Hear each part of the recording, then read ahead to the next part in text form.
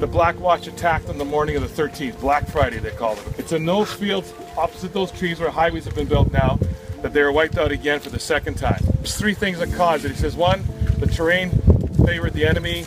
Two, it was broad daylight across the open field. And thirdly, and very critically, he said that the troops were of lesser quality.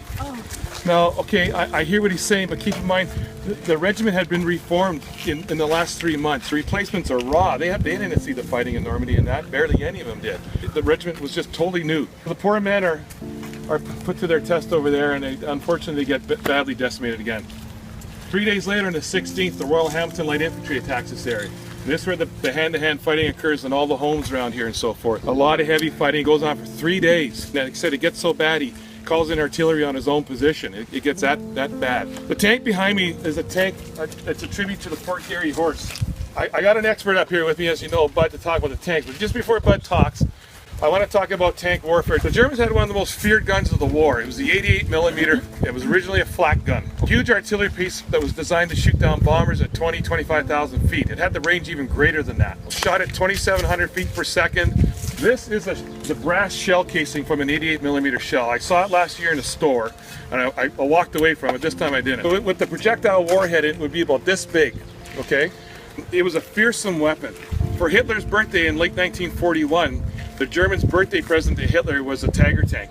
Now they had taken the 88 millimeter gun and installed it into the hull of a Tiger Mark I tank. It was the most fearsome tank of the war. It had twice the armor. It was almost twice the weight of a Sherman. And when you saw a Tiger, it got your attention. The Tiger could take out a Sherman at 2,000 meters, 2 kilometers. I've heard the veterans tell me, including Bud, that they sometimes wait till 2 Shermans crossed adjacent to one another and shoot through them both. It was that powerful of a weapon.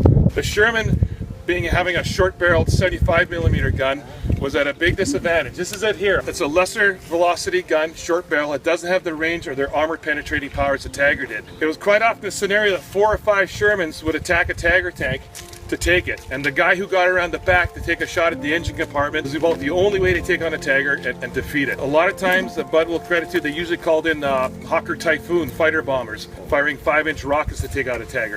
So I brought Bud up here with me today, talk about maybe being inside of a Sherman tank and what his job was. Here's the expert. Well, I was a loader operator, they called him. Load the gun and operate the radio. I was up at the top, and all I had to see out was that little periscope.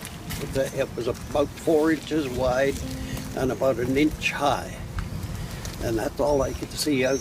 You took the orders from any rest of the crew, loaded the gun, pitched the empties out, rather than try and explain all the garbage that went on inside, was to answer questions, whatever you would like to know. If I can answer them, I sure will.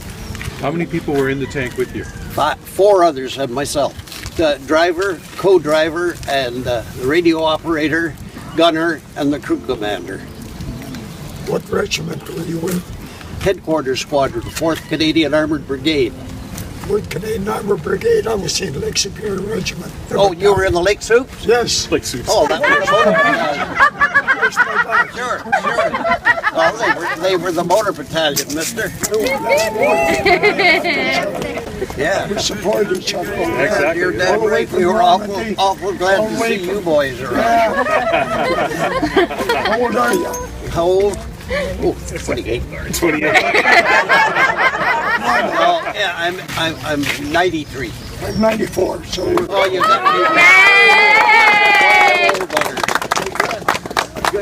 somebody got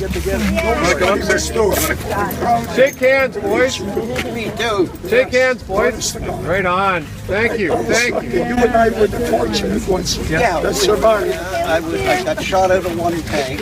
Yeah. My driver and co-driver were both killed. A shot came right in the side and killed them both. Would you got a Panzer Post or an 88? No. They were it's long barrel 75. Oh, yeah. They were just as good almost Yes. as 88. Yes, they were. The Firefly. No, Not the they were Firefly. ordinary anti-tank. Oh, anti-tank. Okay. Yeah, and they, We had a 6-pounder, but they weren't much good. well, that's what we had. Yeah, but the 6-pounder was the old platoon. A 6-pounder wouldn't touch a tiger Oh or no, wouldn't dare. Wouldn't get close. didn't even scare them. Some were up around 75 rounds stashed, and there was 8 rounds right down on the floor of the turret, right under the gun, ready to go. We carried 3 armor-piercing, 3 shells, and 2 smoke. And that was right on the floor underneath the gun. Like, that was to grab quick. When you run out of them, you had to get your co-driver to get them out of the rack, pass them back into the turret. What regiment were you with? Actually, no regiment. We were headquarters squadron for the whole brigade, 4th Armored Brigade. The 4th Armored Brigade consisted of 3 tank regiments, the BCRs, Foot Guards, Canadian Grenadier Guards. Canadian Grenadier Guards, and motor battalions. When you ran low on ammunition, how quick was supply? If we ran, we never did get a chance to run short of ammo. There was one time it was the day I was taken prisoner, because I won't go into that. Our high class officers You weren't going to pulled go the into that. boo-boo.